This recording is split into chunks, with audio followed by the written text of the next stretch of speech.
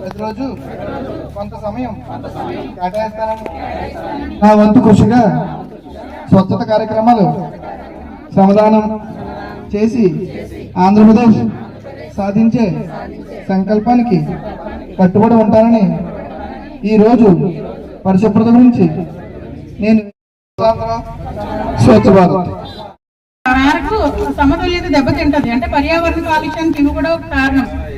ఆ వాటిలో ఉన్నటువంటి కొన్ని కెమికల్స్ అన్ని గాలిలో కలిసిపోవడం వల్ల ఏమవుతుందంటే మనం పీల్చే గాలి కానీ అలాంటి వాటిని నీటిలో వదిలివేయడం వల్ల వాటిలో ఉన్నటువంటి కెమికల్స్ అన్ని కూడా నీటిలో కలిసిపోతే వాటిని మనం తాగడం వల్ల మనకి కొన్ని రకాలైనటువంటి వ్యాధులన్నీ వస్తాయి.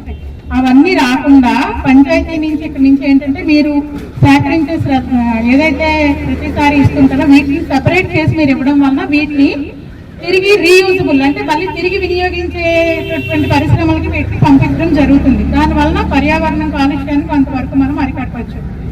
సో మీరు అందరూ కూడా ఒక అవగాహన ఏర్పరచుకుని ఇంట్లో పాడైపోయిన ఛార్జర్లు కానీ లేదంటే ఏమైనా ఎలక్ట్రికల్ వైర్లు కానీ లేదంటే ఏమైనా కీబోర్డ్ అంటే కంప్యూటర్లు కానీ లేదంటే సెల్ ఫోన్లు కానీ టీవీలు కానీ గ్రైండర్లు ఇలాంటివి ఏమైనా పాడైపోయి మనం ఏం చేస్తాం, ఎవరో చెత్త కొనేవాడు వస్తాడని వాడికి ఇచ్చేస్తాం.